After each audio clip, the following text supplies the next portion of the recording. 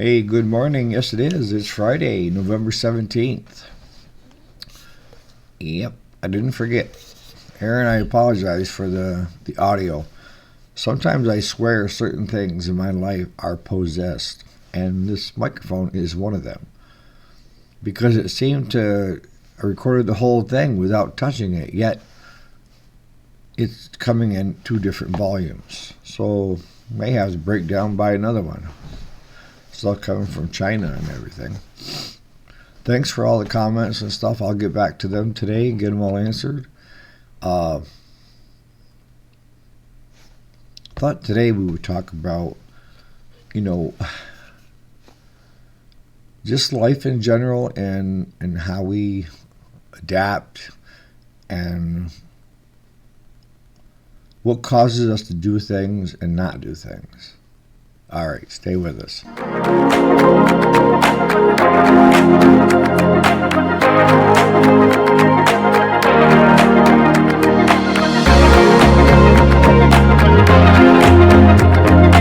All right, so let me update you. The buck is winning. He's outsmarting me. I haven't seen him. I saw it yesterday morning. I was able to see a great horned owl. And the commotion that it was causing with all the chipmunks and chickadees and everything else, blue jays. And I saw one porcupine, but no deer. But it's odd because it was almost 60 degrees yesterday, and they're calling for 57 today. And when it gets that warm, deer normally don't move. So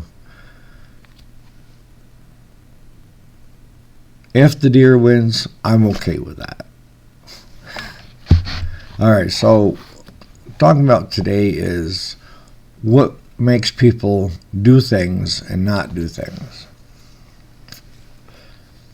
And one of the things that comes to mind, and a lot of stuff that I talk to you about has happened to me in real life, or is happening, or is going to happen. I mean, it's inevitable. The biggest thing that I see that people don't do something is because it requires change. And you would think that change should be something good. I mean, can you remember when you were in elementary and then you got to go to I don't know if you guys had that, but with us, we had the elementary, and then in the 8th grade, 7th grade? 7th grade, we went up to the big school with the juniors and seniors and stuff. And it was scary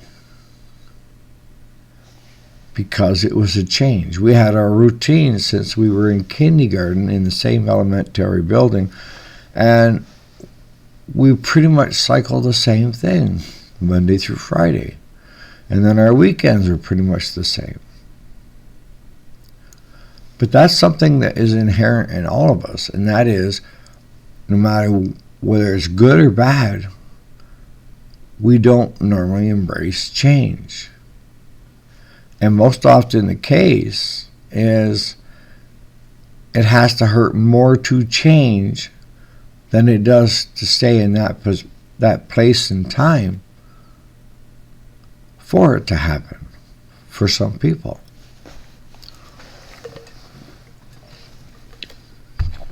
What I can tell you is, in my life, every change that came, even though, I met it at different levels of fear, per se,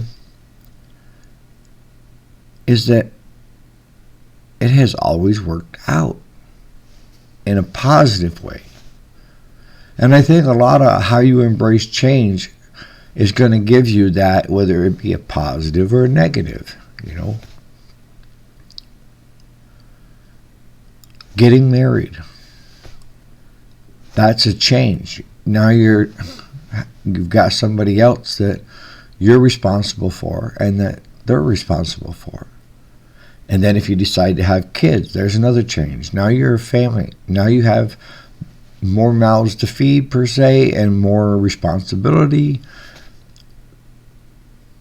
And sometimes in the moment, we don't think it's a positive thing until we get through it and then look back on it.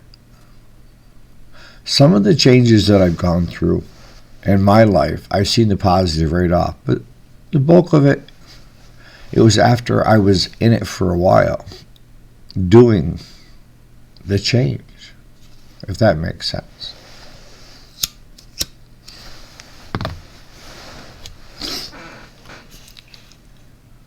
What I want you to do is not be scared of changing. I know that most of you here that are older know exactly what I'm talking about. You had to change and adapt on a regular basis. And some of the change may have been so minuscule that you didn't even notice that it was a change until after it took place. Some people, because change invokes fear. Fear invokes a reaction from most of us to kind of draw back, instead of coming forward.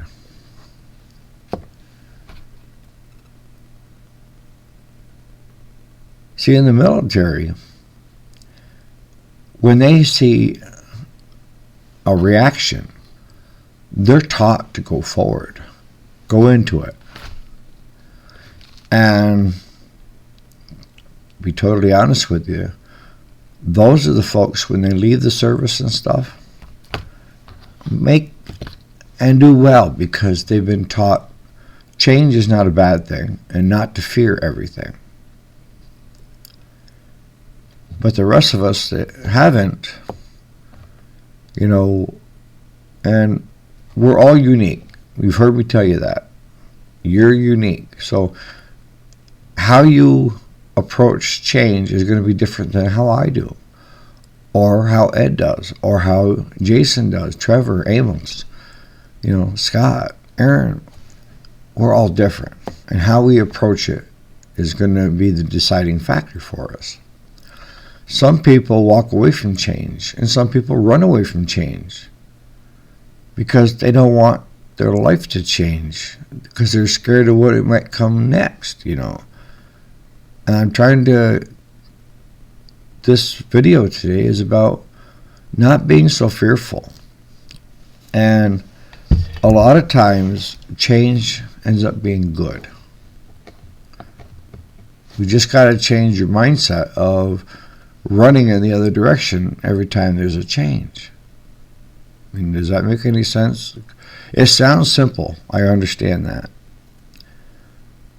But doing it is another thing. Because I know people that just are scared of everything. That they're fearful of any change. Whether it's you're buying a new house versus renting, or even renting a house, or leaving your home where your mom and dad are to go off to college, or to get your own place, choosing a job, maybe taking that job and using it as a stepping stone for the next job. All of these things are change, is what I'm trying to get across to you. Right down to simply changing the carpet in your living room. Some people will not replace old tattered carpet because it's familiar. It's all they've ever known. It's functioning. It's workable. So why change it? Well, because you can see through the carpeting into the floor now. All the threads are gone. Who cares? That's what happens with some people that fear change and will procrastinate. And you wonder about the people in lives that achieve a lot of things, and then there's people that don't achieve a lot of things. More often than not, the ones that are changing are the ones that are achieving more, because they're embracing the change and they're going after, versus running from the change or getting where it's like fright, where you're just motionless because you fear that change.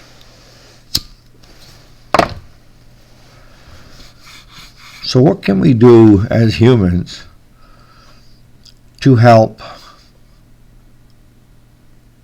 people embrace change? Well, you'd have to show me and everybody else in their lives where change has been good for them. Now, I used my daughter here a while back as an example of change.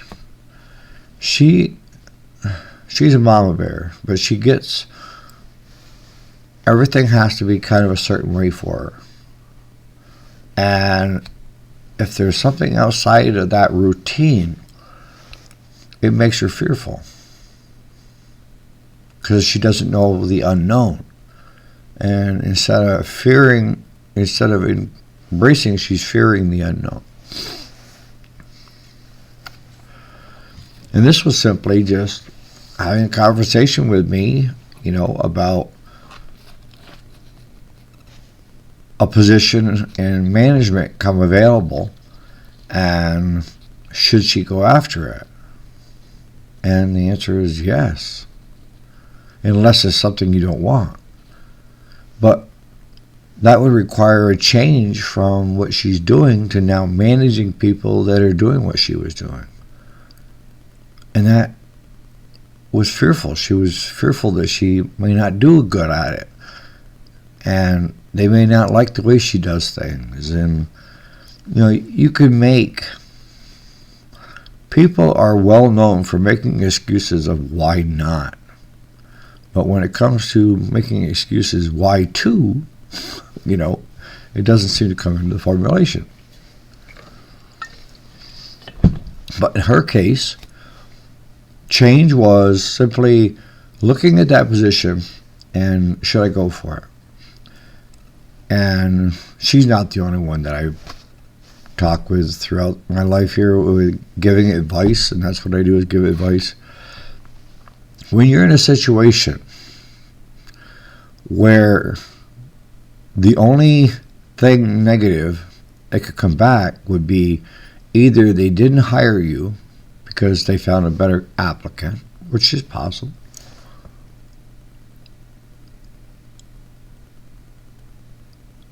because, if the worst of it is going to be no, why not ask? Why not apply? You have nothing to lose and all to gain. If you don't get the job, you've gained experience on how to get that job. And you can't take that as a defeat if somebody that is more qualified, has more years with the company, ends up with a position, right? In the end, she got the job. Because had she not gone for the job, senior management had already known about her as in their brokerage group. And they had clients, well-known clients, that personally were sent letters of recommendation about my daughter to that company, to the president of that company, the owner.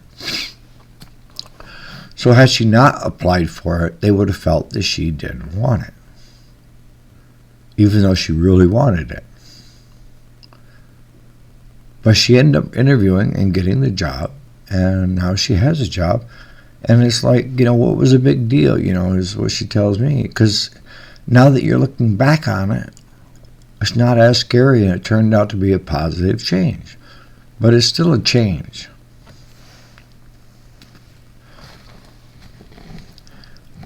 And it's okay, especially if you're a good friend or a family member or, somebody in somebody else's life, and you can help them embrace change and help them get through a few of them to show them not to fear it, then why not? That's what good friends are for. Be like little cheerleaders, come on, you can do it. But you're not going to tell your friend, Uh, and this is what I'm getting at, because there's another change that I don't want you going there. You're not going to tell your friend, your best friend, oh, go try some coke or crack or heroin or something like that, because that's a change. Yeah, that's a change, but it's going the other direction. And now you've got a whole world of new problems that you got to deal with, which would be a negative aspect of a change that took place. People are taking drugs as a way to cope. See, I think we're failing our young. They have no values. They have no morals. They have nothing, no guidelines of what's right and what's wrong. And they're acting out. They're not getting the love and support. And love and support doesn't come with just saying I love you and hugging. Sometimes it's a good swat on the ass saying no. That's love and support.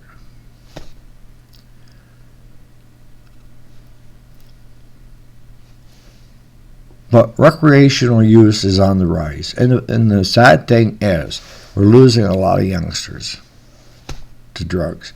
And you can sit there and tell them, don't do it. What you think is a simple Xanax is laced with fentanyl, and you will die. But what is our approach to the fix as a government? Give Narcan out and show people how to use it. Narcan. What? You're not preventing that person from taking the drug. You're just countering it so that they don't overdose. Go do it again.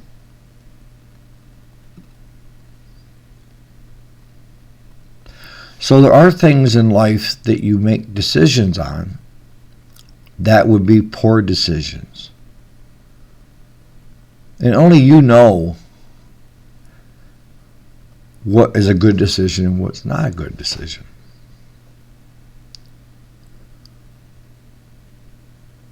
I mean, there's other things that in your life that you could choose as for a change that won't help you succeed in your journey. But it comes back to you have to know where you want to be in order to go there. You've got to have a place of reference. Like my daughter wanting the senior management position, going from lower to middle upper management. Some things just happen. Some things were forced to change. Simply having your parents kick you out of the house when you're in your 30s. You may think is a negative change, but it's not. They're finally being parents and saying, enough is enough. I mean, I've already said it. At 18, I was married and we had our first child on the way. And 30, late 20s, early 30-year-olds live in the home, not willing to find work, sponging off their parents, and that's okay. That tells me that we broke down on the values that we should have instilled in our kids. And that's a positive work ethic. I mean, they didn't cause COVID, okay? But COVID is now in the past, in the rearview mirror. Is it still being present where everybody's still getting it? Yeah, but as a whole, we're pretty much self-immune, by already having it or being in contact with it or even having your boosters, I guess.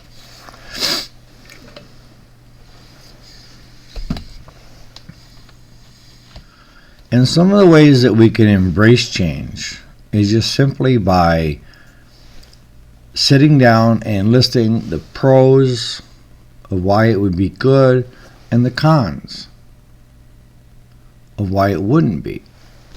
Again, I've seen people where no matter what you say to them, they have an excuse of why not.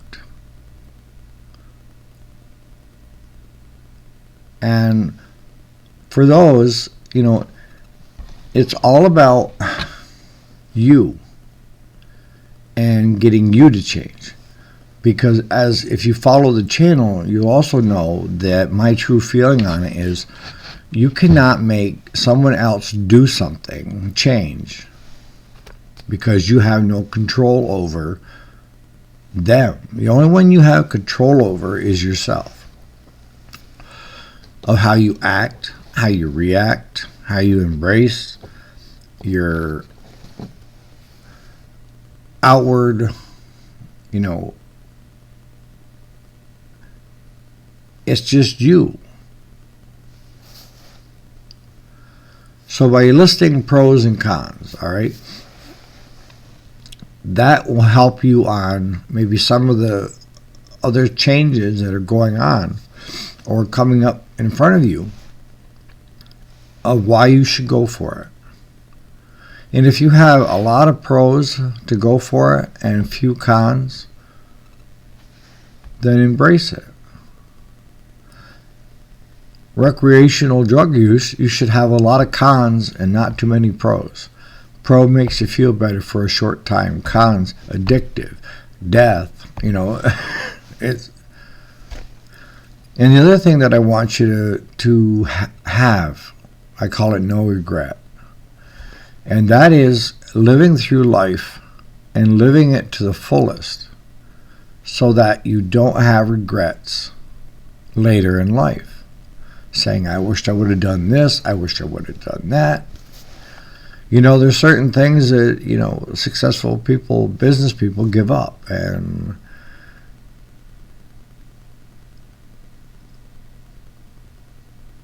But you're the only one that can decide what's important in your life and what changes you would like to see in it in a positive way.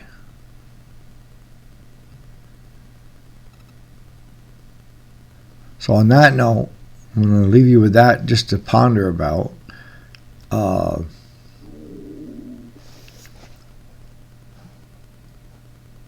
There's a lot of changes going on in your life on a daily basis that are so minuscule that it doesn't come up on your radar, but it's happening.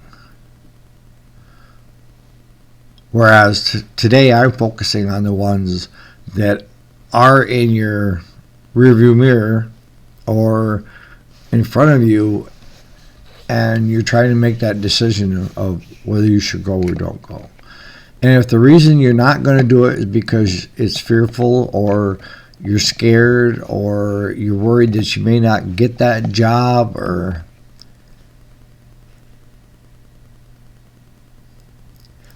my grandfather told me when I was young, and I'm a firm believer in it. As long as you're trying and out there doing things, you're a success. The only time you're a failure is when you quit trying and you get out of the game. If you're out there trying,